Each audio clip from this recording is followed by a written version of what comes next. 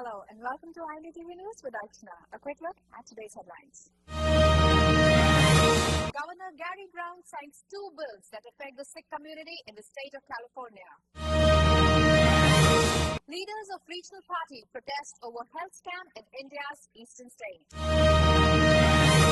Foreign NGOs backing South Indian anti-nuclear power protest. Interior Minister. 3 Maoists, 1 security official killed in Eastern Indian shootout. On September 8, the North American Punjabi Association came together for a peaceful rally at the state capital in Sacramento, California, where Governor Gary Brown signed 2 bills, the SB 1540, historic legislation requiring the State Board of Education to include Sikhs into the California history books to share their contributions here in the U.S. and to educate students on their religion and culture to avoid bullying and ignorance in the future. In addition to this, the AB 1964 bill offers equal opportunities for Sikhs to protect them from wearing religious garments and hairstyles, and they are protected by law. Several people of all different religious cultures and background arrived in support of this historical event. They came from all over the country in busloads from Nevada, Oregon, Ohio, and of course, California. The Sikh community displayed banners that displayed slogans saying, "Proud to be Sikh American," and a large poster was displayed behind the main podium to salute Lieutenant Brian Murphy for his bravery and giving his life at the unfortunate shooting in the Gurdwara in Wisconsin. A moment of silence was asked to commemorate those who lost their lives in the senseless killing in Wisconsin and the world at large. It was a place protected by God. The last thing that I would ever expect to encounter in a Gurdwara is hate.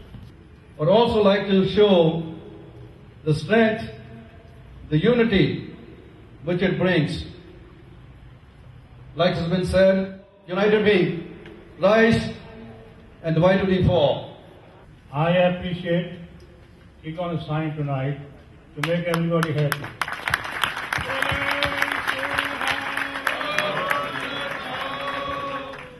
Fanatics, prejudice, hatred.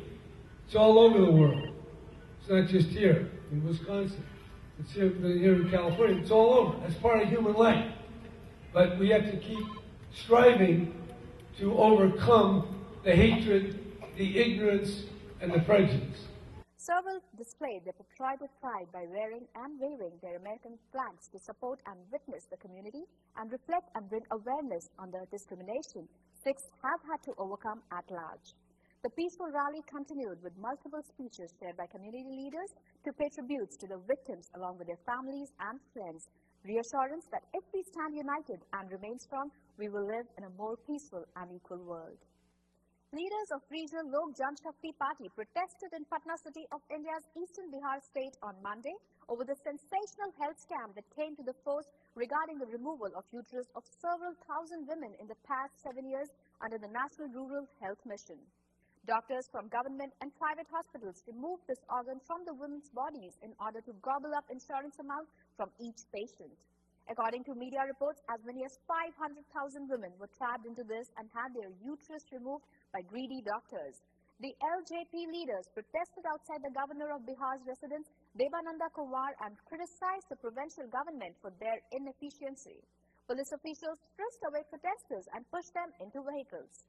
The protesters accused the Chief Minister of India's Eastern Bihar state, Nitish Kumar, for not ordering a probe by the Federal Police Central Bureau of Investigation into the matter. India's public health system is already underfunded and struggles to meet the needs of 1.2 billion people, 40% of whom live below the poverty line of $1.25 a day.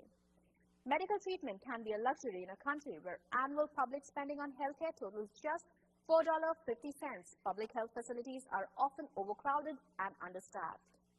India's Interior Minister Sushil Kumar Shinde said on Monday that the protests against the Kudankulam nuclear power project in southern Tamil Nadu state are backed by foreign non-governmental organizations. It is a clean energy and cheap energy. In the beginning it will be very costly, but after 4 or 5 years it will become very cheap. So we must have this type of energy in the country.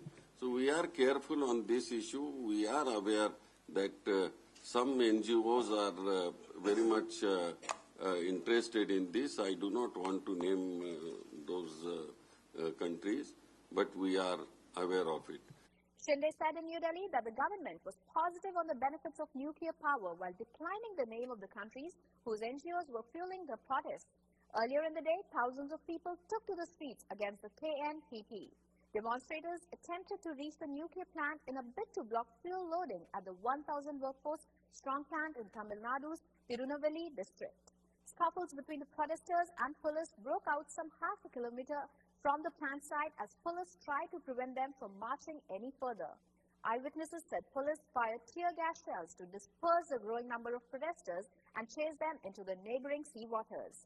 The Kudankulam project hopes to provide 2 gigawatts of electricity, enough to power 20 million Indian homes. Shinde also spoke on the Maoist insurgency plaguing parts of the country, saying that the government was ready for talks with the rebels if they agreed to lay down their arms. Shinde alluded to the Maoist threat while explaining the delay in the formation of a separate Telangana province out of Andhra Pradesh in South India. A recent crackdown on rebel-dominated areas had raised hopes that the government was winning the battle against Maoists, who Prime Minister Manmohan Singh has described as India's biggest internal security threat. However, the latest string of attacks by Maoist ultras, including repeated strikes and ambushes targeting security personnel deployed in the insurgency-affected areas, has led to fears that security forces are ill-prepared to deal with the threat. Since the past few years, the rebels have stepped up their efforts against the government, targeting and damaging democratic and civil institutions of the nation, such as schools, medical centers, and government property. The Central Reserve Police Force on Sunday reported the death of one of its men as well as 3 Maoist insurgents in a shootout in eastern India. The shootout was part of a continuing 3-day-long operation against the Maoists in the Panchkuria forest near Gaya in Bihar state. CRPF Inspector General M.K. Sinha said that 5 men had been injured in the shootout, but they were out of danger.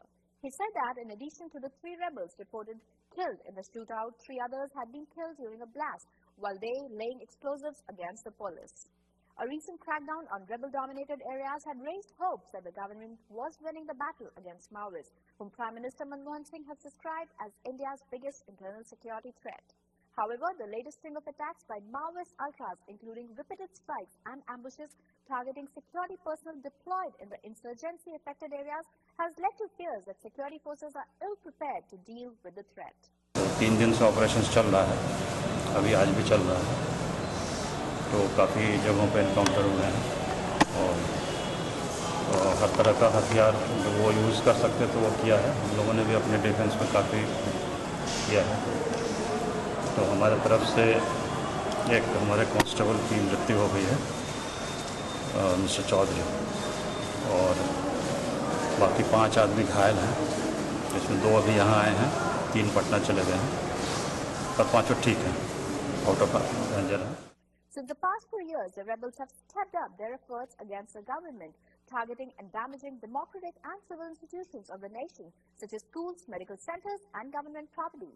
Despite government initiatives, development activities continue to take a beating in India's strife-ridden eastern state of Jharkhand, with local villages and students reeling under the looming fear of left-wing extremists and their anti-development stance. Maoists have also significantly increased their presence in tribal and rural regions in the affected states of central Chhattisgarh state and eastern states such as Bihar, West Bengal, and Odisha. Stating that the Naxals are the worst violators of human rights, former Federal Home Minister Palaniyappan Chidambaram had earlier said that the people at large need to understand that the rebels are involved in widespread cases of human rights violation. And now it's time for a small commercial break.